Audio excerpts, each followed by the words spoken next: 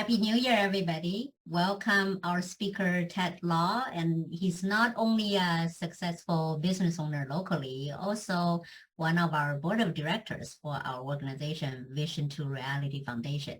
So I'm very excited to introduce him. And then especially, he's, kind enough to help us kick off 2023 first events for our organization. So I'm hoping you guys will get a load of fun, load of information, and we're going to hear his story, how he started business in his 20s and now running the business for 20 years with a successful outcomes and overcome lots of obstacles and run into lots of fun, but at the time, maybe challenging situations. So I'm specifically asking him to share stories today, not just a business, very business type of a talk. So we're going to be like, just a chat as a friend. And I'm getting to know Ted in last year or two. I'm really grateful to get to know him, not only as a business associates and also as a friend. So, so hope you guys all get a good time today. So basically, this is a quick general timeline, maybe, like a more or less. And so I'm hoping you guys can just put your question in the chat box if you have any question for Ted. Now I wanted to give a little bit of idea about our organization. So some of you guys already are members, and some of you just joined or see our post for the events and came in. So basically, Vision to Reality is a local nonprofit organization, and our mission or our goals is to help the newcomers to BC start their own business.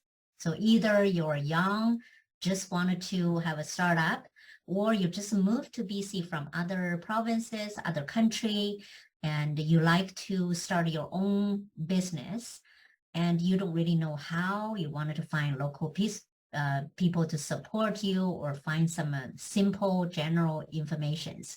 This is the place for you. And also we have this online community, and we have already established business owner like Ted and myself, and also many people that just wanted to start up. So in our organization, we're helping you to achieve your goals.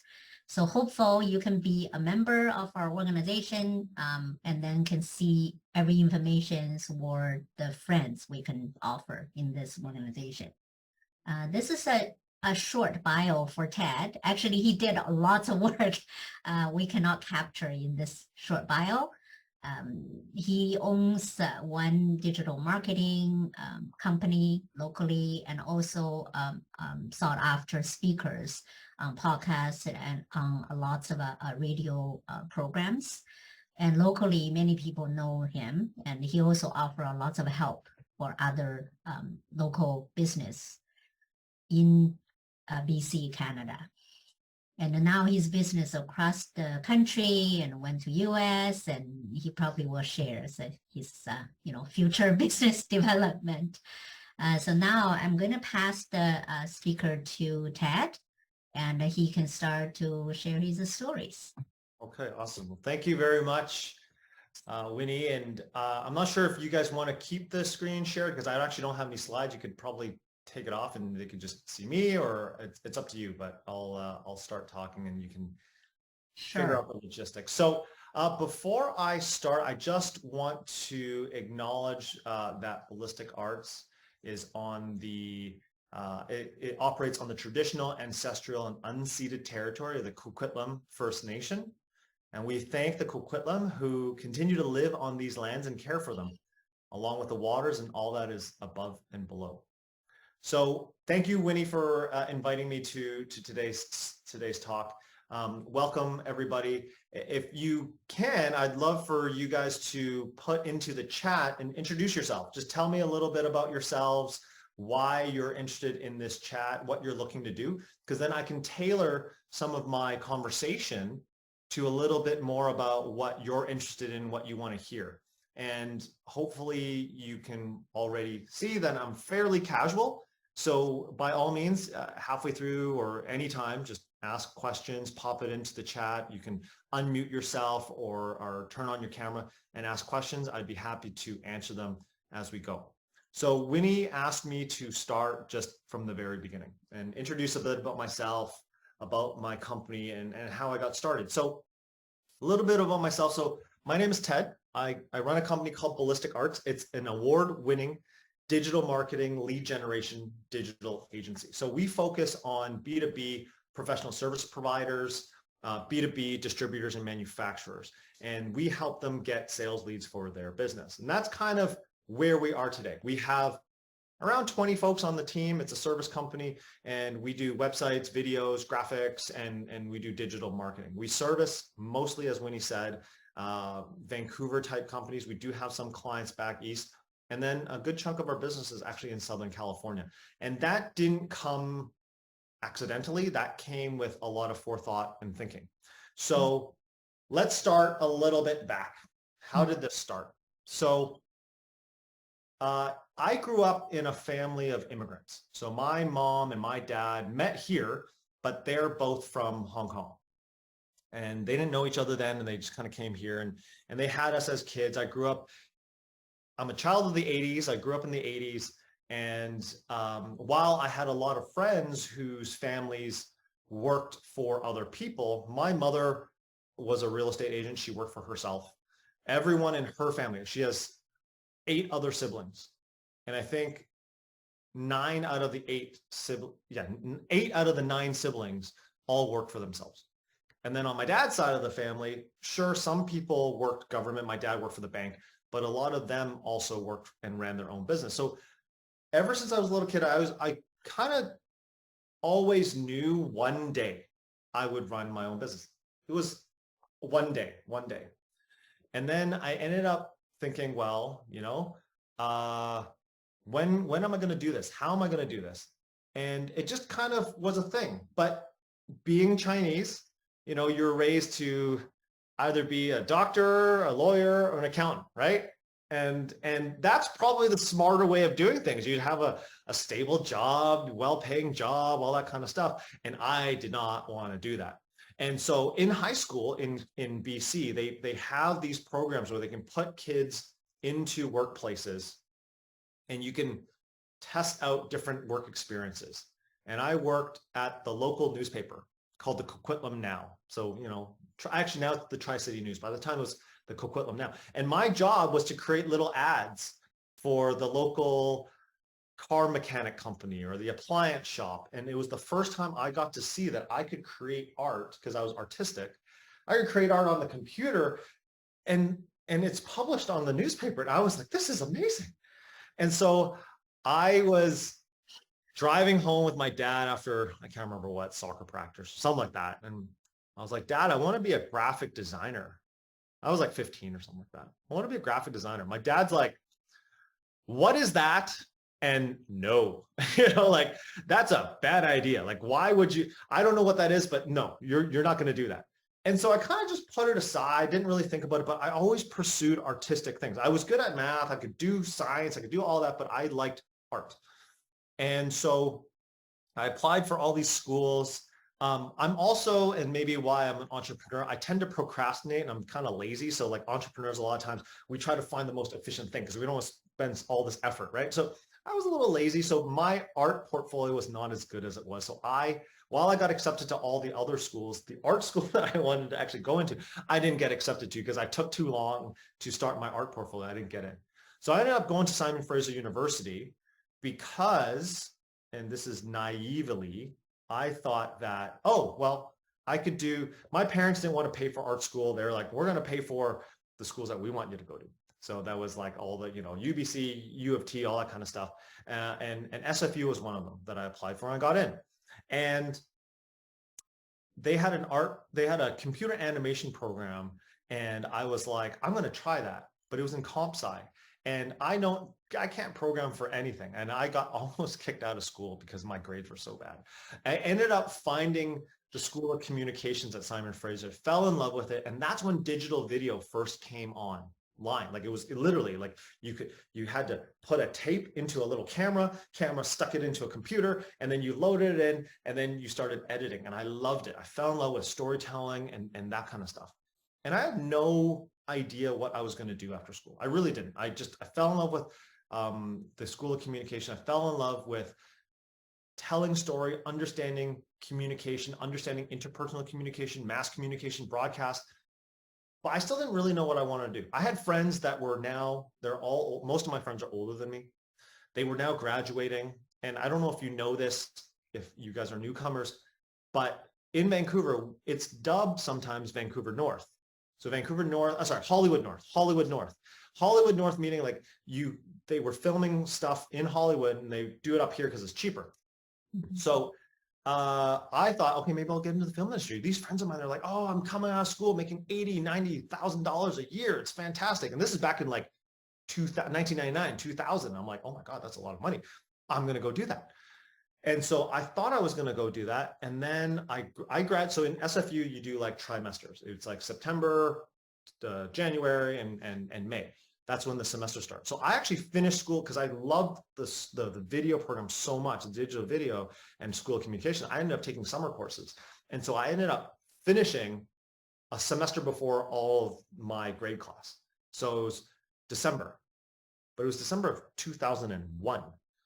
So if you remember, for those of you, I don't know, I can't see any of the screens, how old you guys are, but there was this thing that happened that called 9/11, right? September 11th. So September 11th happened 4 months before I was done school. So I'm ready to come out and go and do the film industry. And then 9/11 happened and all the jobs went away. No jobs for anybody. None of my friends, all my friends got laid off. So I have no job lined up for me when I finished school. So I thought, okay, well, I still want to get involved. So I started volunteering. I volunteered at the film festival. I volunteered at different video shoots, independent movies, and all that kind of stuff. And I ended up meeting my business partner.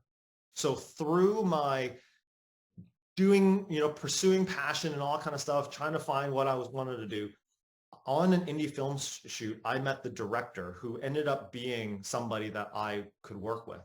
He was somebody that was my complete opposite. So you can see I'm kind of loud and boisterous and stuff like that. He is not that. He's like super quiet, he's reserved, all this kind of stuff. Doesn't really like people. I love people.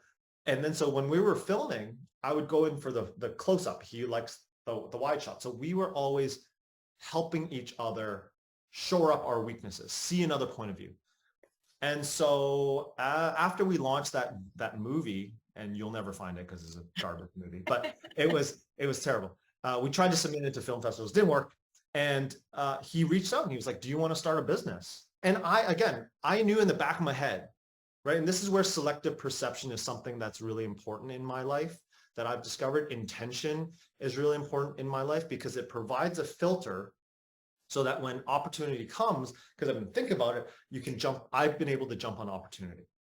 So I've always had that intention in my mind that I'm going to go run my own business, but I had no idea what I'm going to do, all this kind of stuff. And all of a sudden this random dude, he messaged me on MSN, like chat MSN. Remember, like it was like before, it's like, hey, do you want to start a business? I remember thinking like, sure, like how hard could that be? Like I literally, as crazy as that might sound, I was like, yeah, how hard could that be? Yeah, let's do it.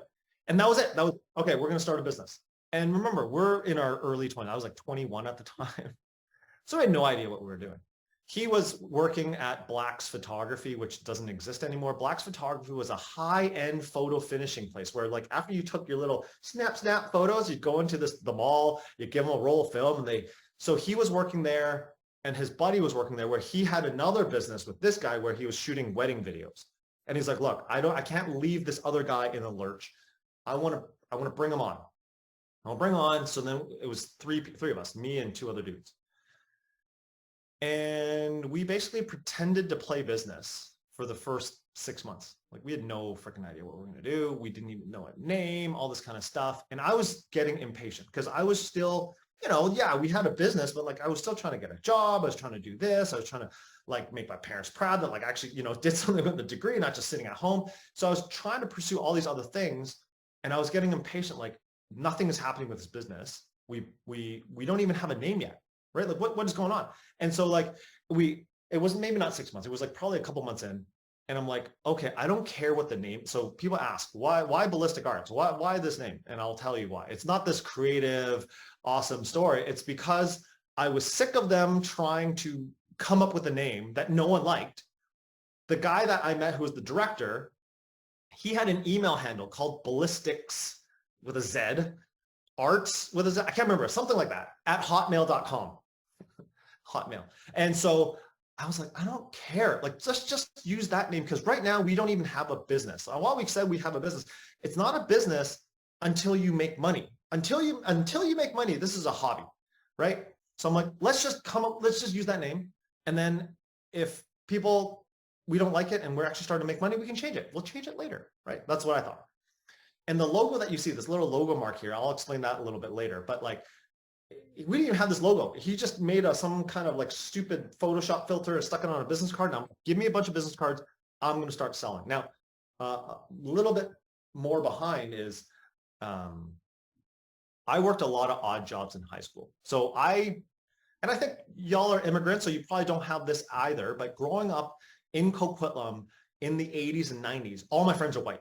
Okay.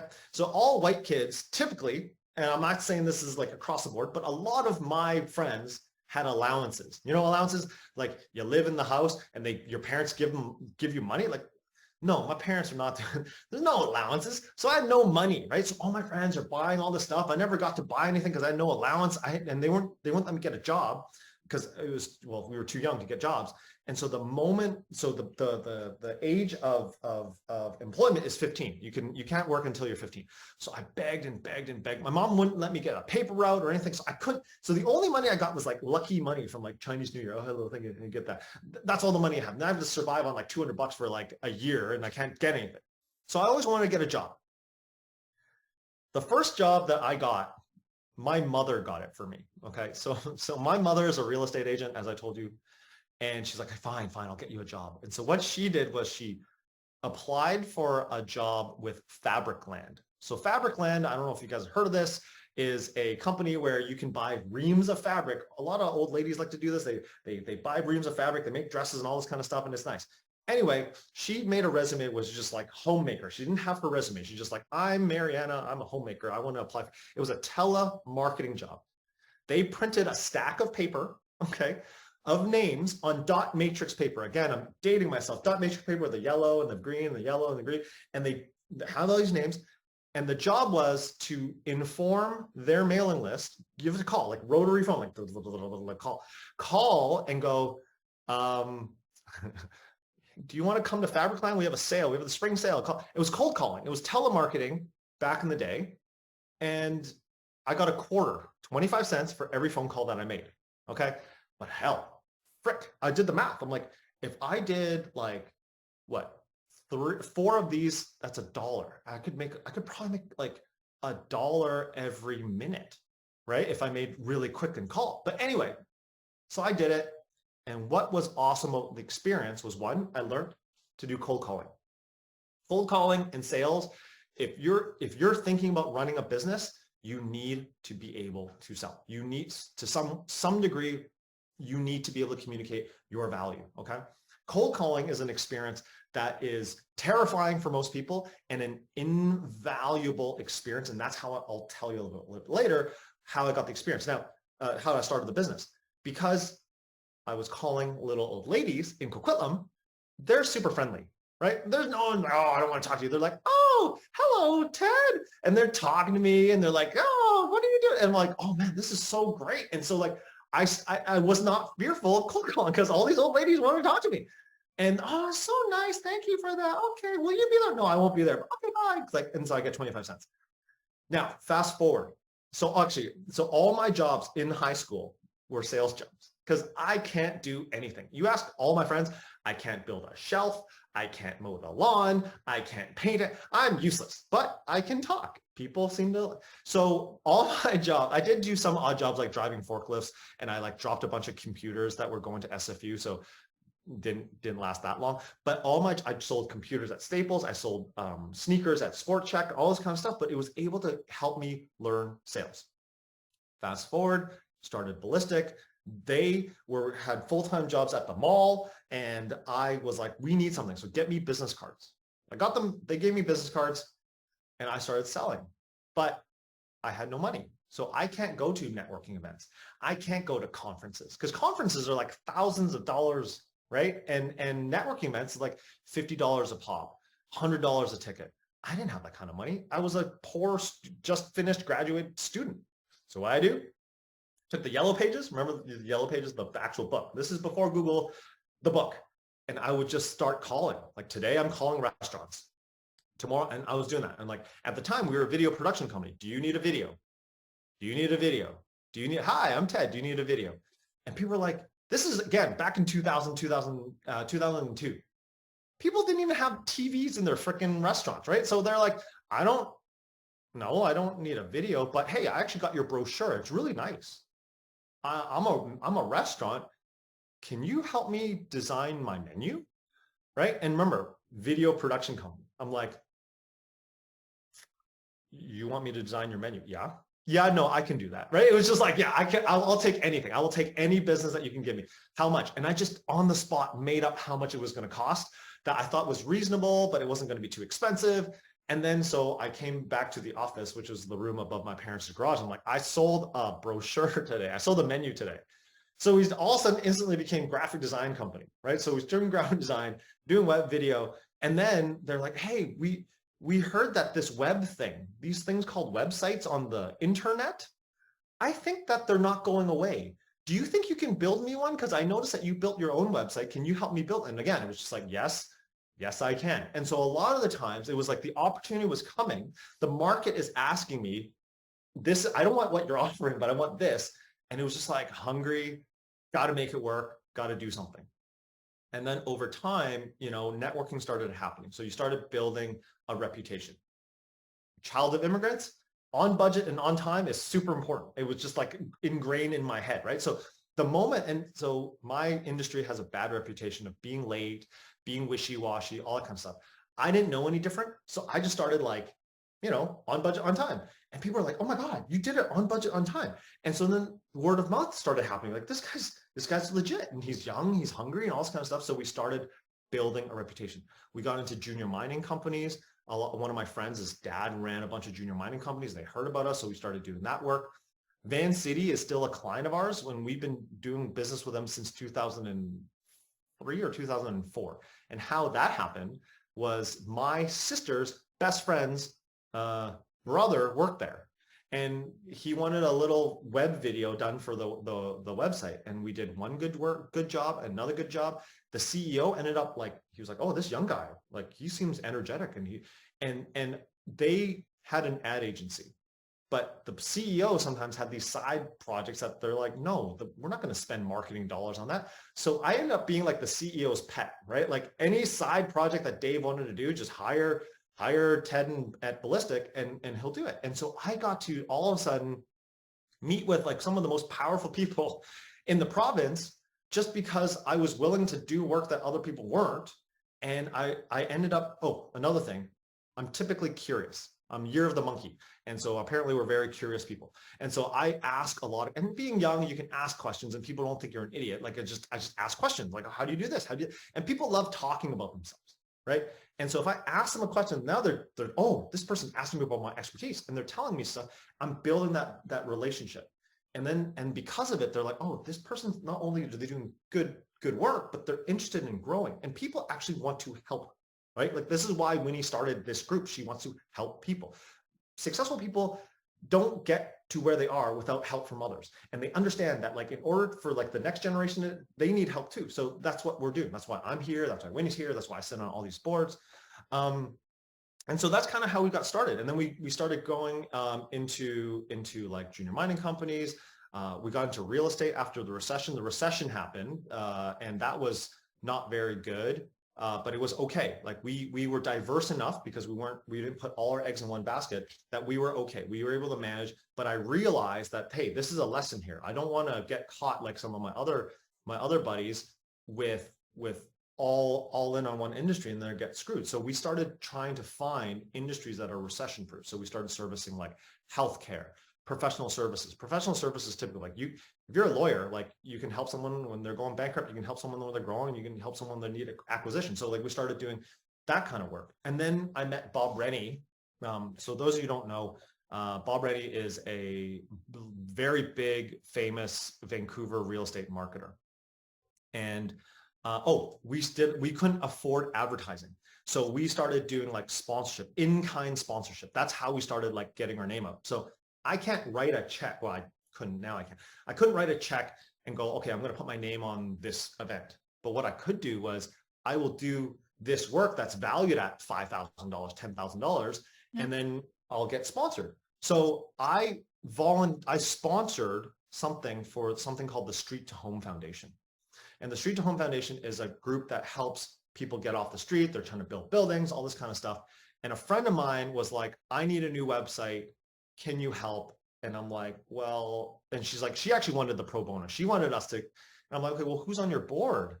And like, who can I talk to? She was trying to sell me like, well, these people are on the board. And one of them was Bob Rennie. There was Tamara Vrooman from Vancity, the former premier, Mike Harcourt, Jeff Plant, the attorney general. So all these bigwigs. So like, this is a way that I was able to access the boardroom with just being like I was what, 30 at the time? Like, forget it.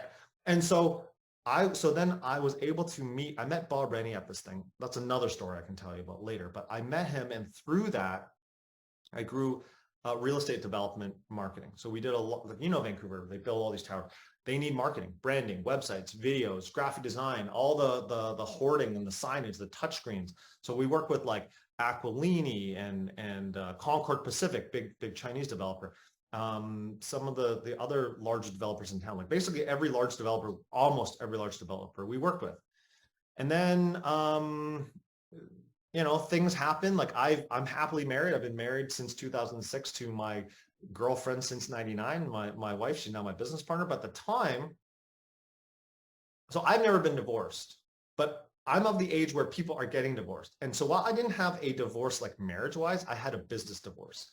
Me and the other guy ended up splitting up because we had just a misalignment of culture and a vision and all that kind of stuff. And that was very tough.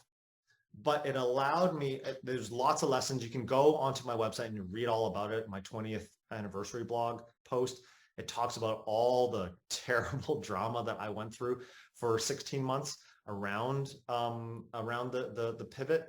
But what came out of it was realizing that I needed to pivot the business. I need to learn. Even though I've had the business at the time 16 years, there's more for me to learn to be a leader. There was things that I wanted to pivot in terms of the business model, because our business model was very much eat what you kill. You get a project, you do. You get a project, you do. But we didn't have recurring revenue, which I severely wanted, because as I was starting to grow headcount, meaning staff, my payroll started getting higher and higher and higher and higher and higher. And there's a certain number for everybody in their head, doesn't matter who, that number all of a sudden becomes scary. For me, when payroll reached over $100,000 a month, that somehow broke my head. It was just like, oh my God, that's a lot. That's $1.2 million a year to pay people before I see anything, right? And it got scary because I had to now 1.2 million. You know how many websites that is that I have to sell? Like, that's a lot, right? Every month. I'm the only sales guy. And so it was very stressful, very painful. And so I wanted recurring revenue. My former partner didn't.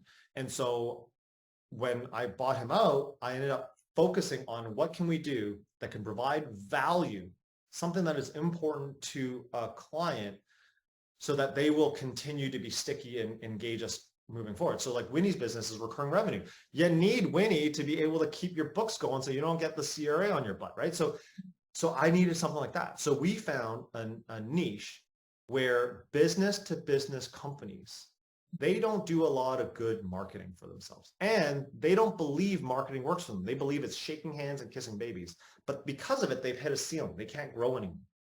So we were able to say, okay, what if I was able to get you sales leads through marketing? And because you're B2B, not a lot of people want to service B2B. Not a lot of marketing companies think B2B is fun. Like, everyone wants to market like Nike and Reebok and the Vancouver Canucks. No one wants to market ABC company that sells a widget, like that's not sexy and glamorous. Mhm. So that was a blue ocean for us to tackle. Yeah. And that's been able for us to grow. And then in 2020, we decided we want to grow into the States. We want to grow into America. And then the lockdowns happened, but we were able to find a way because of Zoom. It actually helped us. And so we've grown into Southern California, and that was strategic on my part. I took a program called the TAP program from the World Trade Center in Vancouver. And they taught us how to export services, and you got to pick a country and all the kind of stuff. And I researched California, and why California. One, lazy, as I said earlier. It's the West Coast. I don't have to deal with time zones. It's all PST, right? Yay. Two, California, just so you know, just surpassed. If California was its own country, if it was its own country, it would be number 4 in GDP. Number 4. United States, was it China, India, and then California, then Germany. Like what? Right? And so like that's a huge market. So I figured if I can get like a little scrape of that market, that will help. So we did all the legal work that we needed to do and do everything above board and do it right. And that took an investment, but it's now paid off.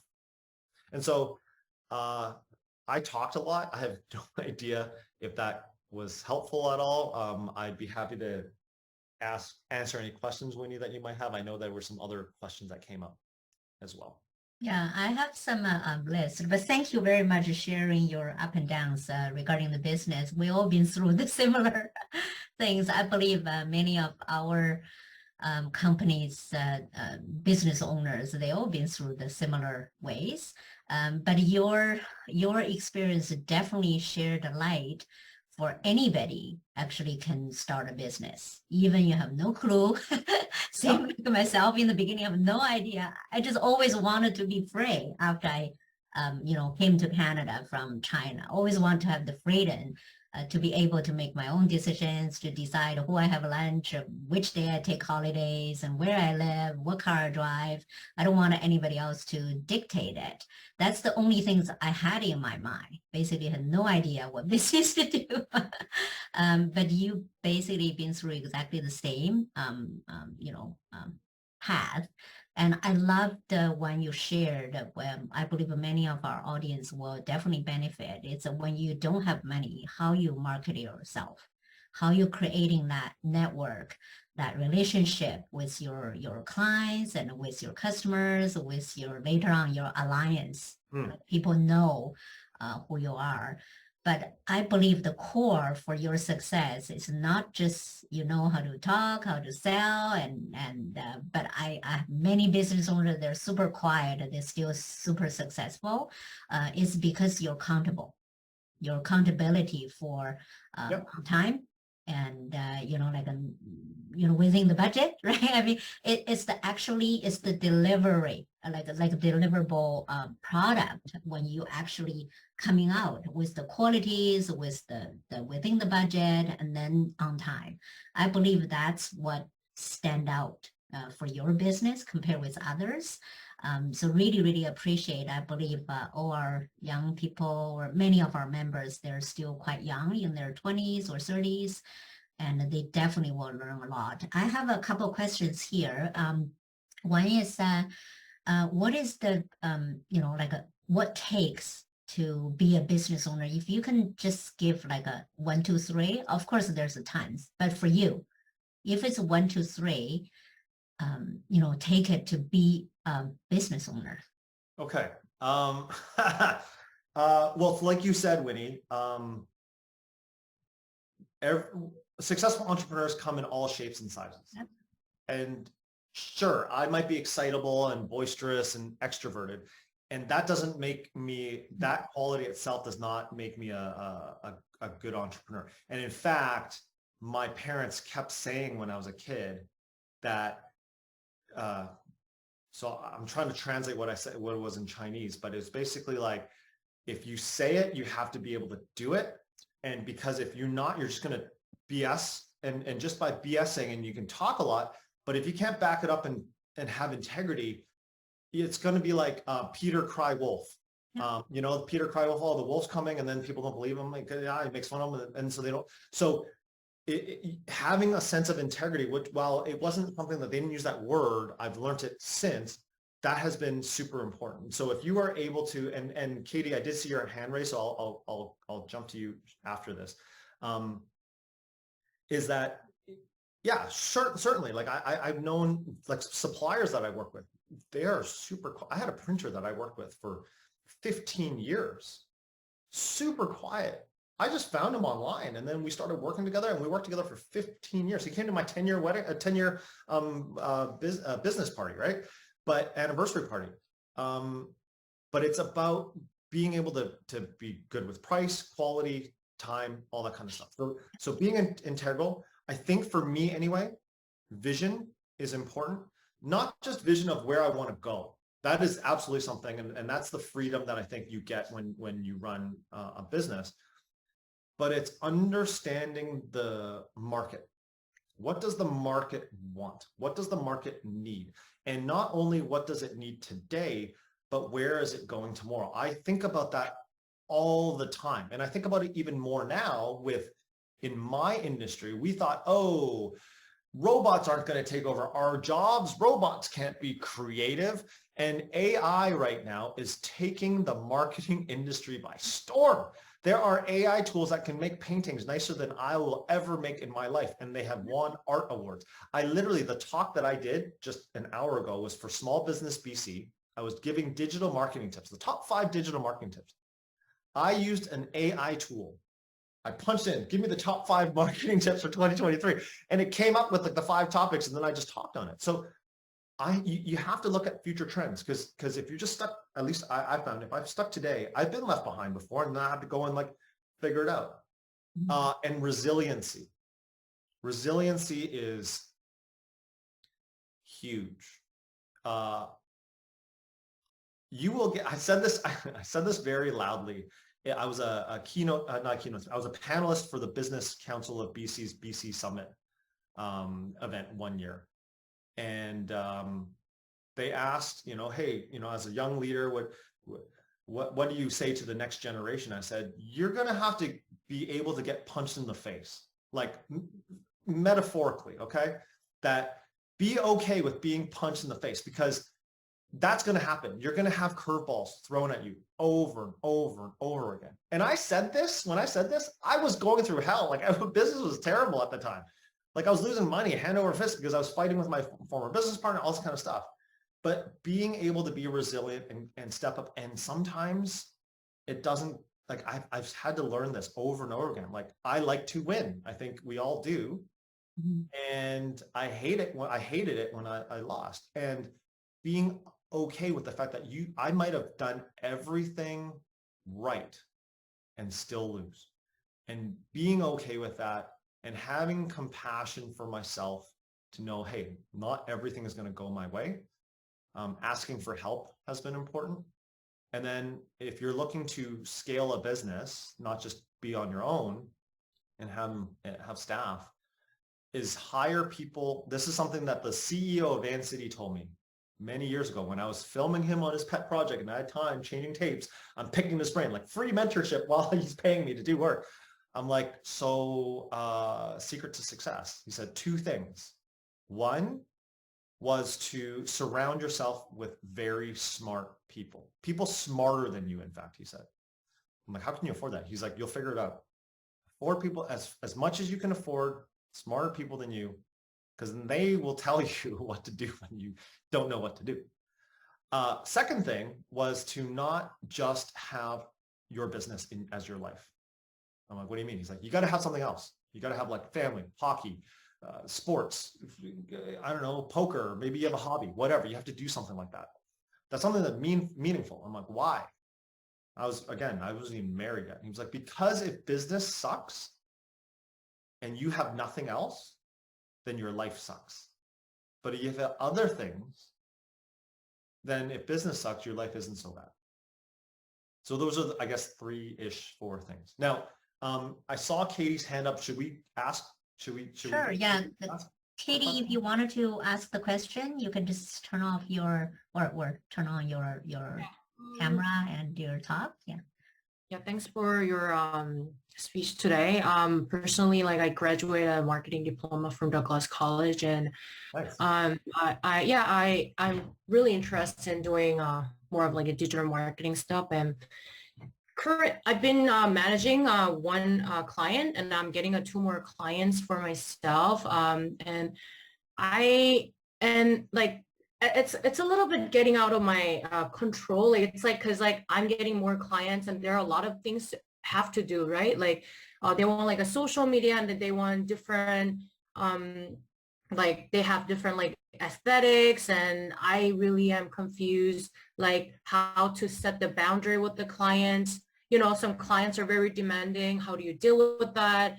And also I'm really amateur, like I'm not really professional. I don't know, because like I'm still learning, and I was wondering how do you charge like your clients? I don't know how far I can ask you this question, because it's really like kind of like very similar to what you do. And Okay. So it's just I'm mindful of time. So you had a bunch of questions there. So I'm going to try to go through as fast as I can. Okay. So in terms of, can you still hear me? Yeah. yeah. So first of all, you said I don't know what I'm doing. Just so you know, I still don't know what I'm doing. Okay. So that's never going to go away. I always thought, oh, one day I'm going to find out what I know. No, you're never going to figure it out. I remember I was going to talk, I do martial art. I did martial arts. Now I'm too old, but I was doing martial arts. And at the time we had 8 clients. It was me and another dude, right? Me and a partner. We had 8 clients. And I was like, oh my God, I have 8 clients. Like I can't handle it anymore. And I talked to one of the advanced guys in my Hapkido class, and he was like, you know, Ted, I know that you think that that's a lot, but that's just because of your skill set is you can handle 8. It's kind of like the first time you curled a 20-pound dumbbell. Oh my God, my muscles so sore. But once you got better at it and practice at it, now you can lift 30 pounds. Now you can lift 40 pounds.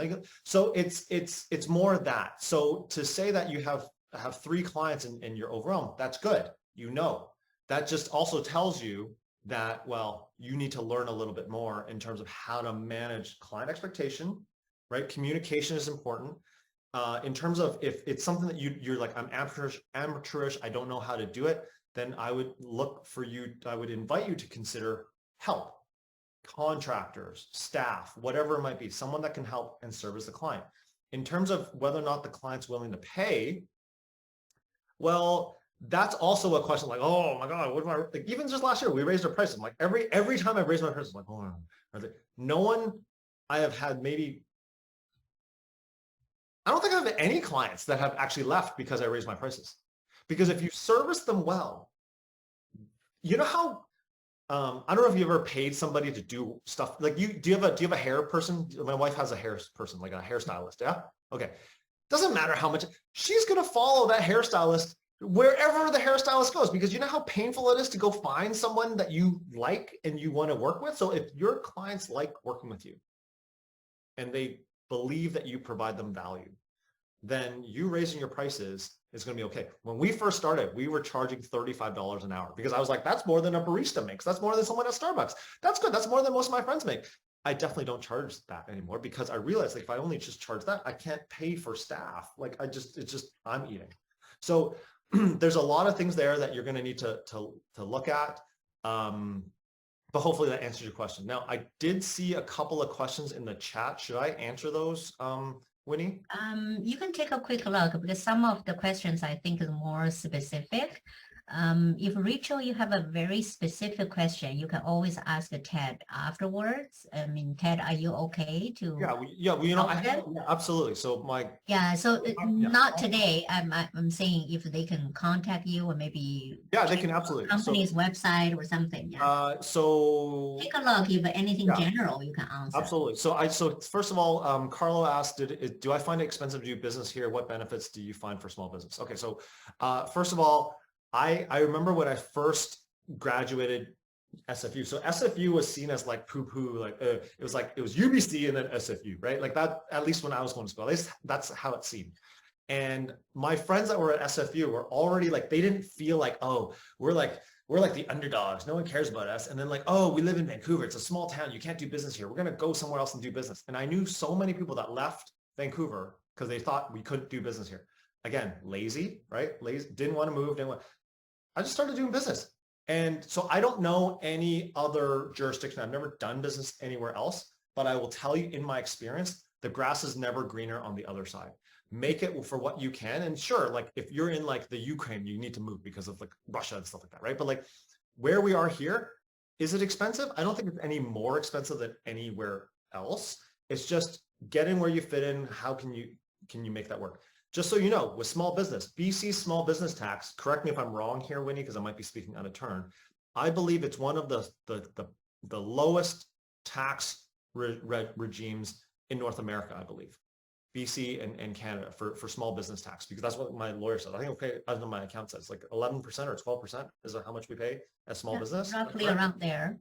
So it's really good in BC for small business, and also all my 200 some plus clients, they're all small business. I found the benefit for small business is they have the freedom to make the decision quickly, pivot very quickly. They can change it really quickly. If you're in a public company, you have a board, you have to, each layer, you have to go up to get the approval for any changes. So it is the same if you drive a small Zodiac, much easier for you to turn. But if you drive a huge 6,000 people's cruise ship, if you wanted to make a turn, you cannot turn that fast. So I really see many benefit for my small business owners. They pivot so fast and they make the huge change during the pandemic and any downturns for the business. Of course, they are, bankrupts, few of them, but a majority of them, they can pivot very quickly, make the change really quickly. And then also they have certain freedoms. And if your net income under 550,000, you get those small business tax benefit. So in many ways, a small business actually right now is 98% of BC's whole business. Everybody's thinking you should work for TELUS or Shaw's or Bell Canada, which is not true. Small business are hiring most people. Absolutely. And if I may, I'm going to say this for those of you who are thinking about starting a business and thinking you think it's risky. And at first, yeah, it could be risky, but I in fact find, because Winnie has touched upon it, the freedom aspect. I have found it to be way more risky in the long run to work for someone. And I get the fact that I'm an entrepreneur, I'm wearing an entrepreneur. Okay? But my bias is that because think about it, if you work for TELUS or Lululemon or some big company, right? 100% of your income comes from that company. So if all of a sudden you don't maybe me and Katie don't get along, or maybe Dawn's my boss and I don't like Dawn, right? Now I gotta pretend to like Dawn and listen to all the stupid ideas. Sorry, Dawn, I don't know you. And I can't quit because I am stuck with this 100% income coming from this one place. And if there's a recession or a downturn or layoffs, because I had a client who was really high up in a company, but it was one big company locally, which was owned by a large multinational company. Somebody in Ohio decided, oh, we need to strip this layer of management, of upper management. And he happened to be in that upper management. Doesn't matter. He had to work 20 years in that company, all this kind of stuff. They just you're gone, right? When you run a business, I have 50, 60, maybe 100 clients or something like that at any given time. So if I don't like that client, bye-bye. The risk is minimal. If the client, let's say the client doesn't pay, right? Sometimes startups don't pay. You work for a startup. Oh, that's so sexy. And all of a sudden, I had a client that couldn't pay their staff. So all of a sudden their staff, who are senior people, that people at my level can't get paid because if I have one client that doesn't pay, okay, fine. I stop doing work for them. That's 1%, maybe at most 5% of my revenues. It's not going to hurt you as much, right? So that's the thing. Rachel, you did ask about pivoting business without going to something new and without losing your identity. One, identity is a made up thing. So I would invite you to consider that, like, well, think about that. But the thing is, if you're saying like all my revenue is coming from here, but I see the opportunity here, do what I've done. Like I slowly pivoted. I took on one client to do digital marketing and recurring revenue. I had half a body do that work on the side of their desk and hopefully make it grow. I made it a priority. I put a little bit more funds into it, and then got 2, 3, 4 and started hiring and hiring. And so I started pivoting in 2019. And I think now, so that was like with half a body with one client, and now it's 2/3 of my business, right? It's not fully pivoted, but it's something. And yes, if you want to reach out to me, you can reach out to me afterwards in the session. Someone DM'd me for that. I think those are the questions. Any other questions? Yeah, that's wonderful. You give those, and I have one question from other like before your talk, I collected some questions. There's one, just say, as you basically covered most of them, just say somebody just fresh out of school, and what your suggestions for them to starting a new business. And also I'm thinking you already covered this one, but another question I have here is the biggest challenge you met in your business. We heard about that already. You're the divorce with your partner. That's definitely is the biggest hurdle, and also the big economic climate change will affect our business, directions. Those are the biggest hurdles. But there's another question. It's more personal. It's just say, if you're in a very low point, like in your business, and how you find that inspiration and pick yourself up to move forward? That's a great question. Okay, before I do that, I put my calendar into the chat. By all means, if you can find a time, book it, and then I'd be happy to chat with you and answer any questions you have. In terms of a low point, I mean, so yeah, so I've been fairly fortunate. I started the business, sure, I didn't make a lot of money, but I didn't have a whole lot of bumps and scrapes along. Yeah, there was difficulty. Definitely. It was not easy. It was hard. It's probably the hardest thing I'd ever done. But so when I was part of a group called EO, Entrepreneurs Organization. And I had been mentored by some of Vancouver's largest mentors. If I say the name, largest companies, like if I say the names, you know who they are. And they were gracious. They gave their time, all that kind of stuff. But like outside, you think, oh, everyone's so shiny and good. Like these titans of industry have all gone through terrible, terrible things in their business. And I would hear these stories and I'd be like, oh, I want to avoid that. I don't want that to happen to me. I don't want that to happen to me. I don't want that to happen to me.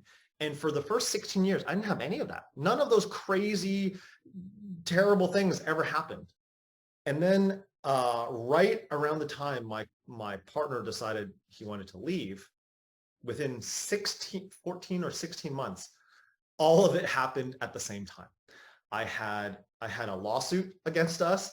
I had the CRA, the tax man, knock on our door because they pulled a lottery for my car. I had staff turnover, at 80% staff turnover. I had money, like I was losing 40, 50 grand a month in my bank account every month.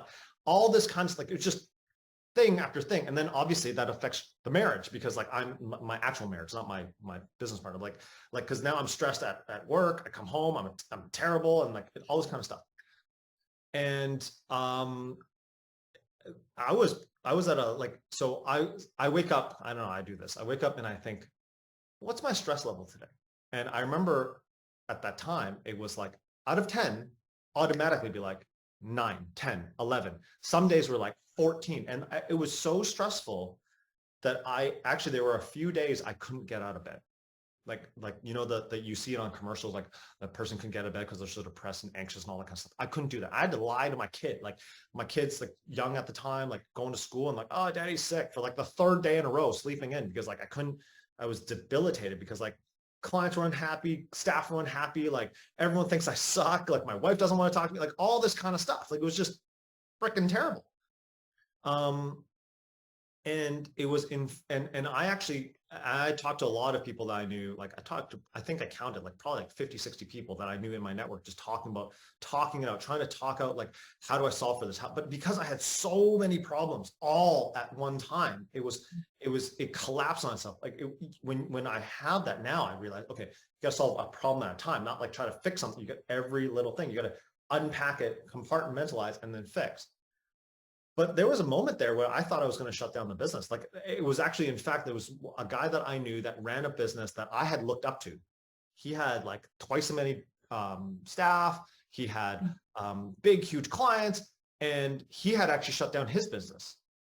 And so when I talked to him, he had actually like many people. There's at least 3 or 4 different people that I looked up to. They're like, yeah, you need to shut this thing down. Like you are not in a good headspace. You're going to, and all this kind of stuff. And my contracts for my staff were so poorly written. I didn't write them. I had a partner. Anyway, doesn't matter.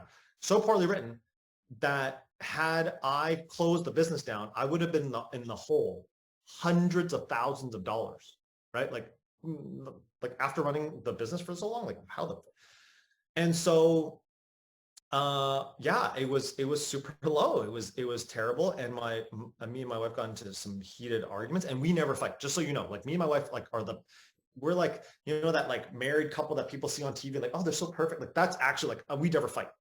In that 14 months, we fought like, well, I didn't fight. I just got yelled at. I got yelled at like every 2 weeks. Okay. Yelled at all the time for just whatever.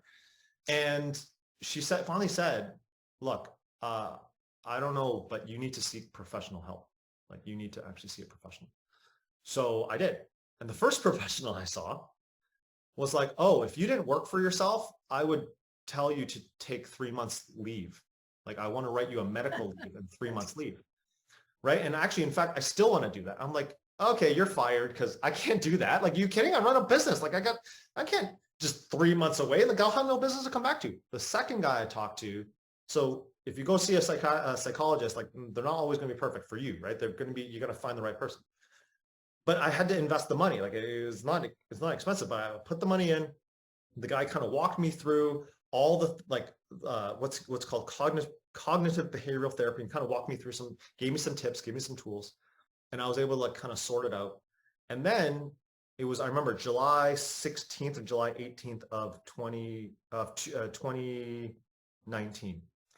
I was like, I can't handle this. It's too stressful. I was going to shut it down. And I prepped my wife. I showed her all the finances. Like we make enough money. Our lifestyle is such that like, if I went and got another job, like just a regular job, this lifestyle can't be covered. So I was prepping my wife for that.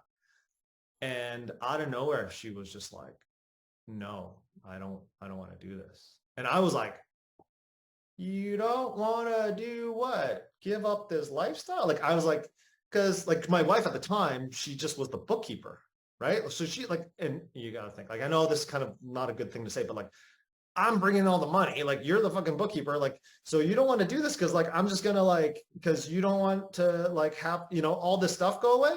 Or I said this, or is it because you actually want to help, like help me save this?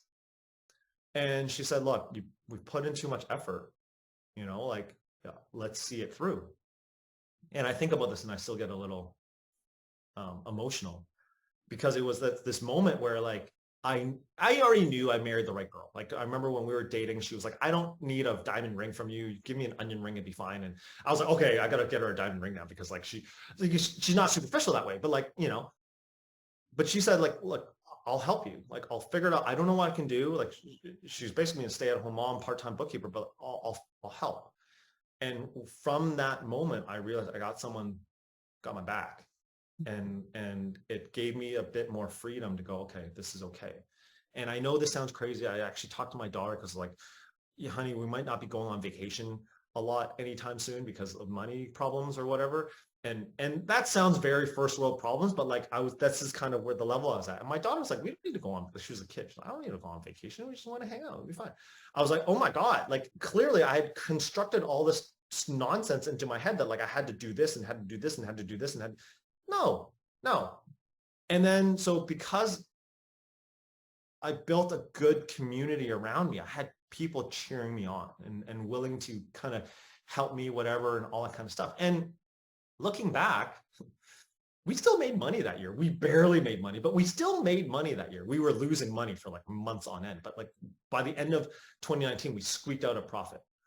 And then we reset our goals. I had finally gotten rid of my business partner and I hired a new COO, like and we were planning 2020. It's 2020 now, new decade. What are we going to do? And that's when I like out of nowhere just said, oh, I don't know, let's open in California, like West Coast. And sometimes you blurt things out and you manifest destiny. You know how I talk about like selective perception and you say, you look for something and it happens?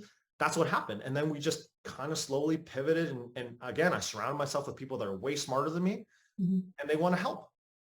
And that's wonderful. Yeah, I really love your sharing, and our time is up to the hour. Sorry, I went over. So we need to close up our talk, but we'd love to invite you back next time and to share a little bit more with us.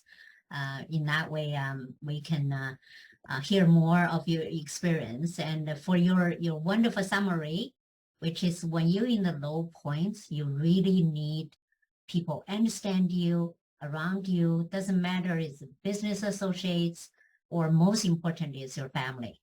Yeah, I've been through exactly the same in the early 2019, and I have to quit one of our really close associates in my business too, and that's a huge decision. Without my husband's help, I don't think I could make that decision. It's the same, but eventually, Ted, I'll share with you.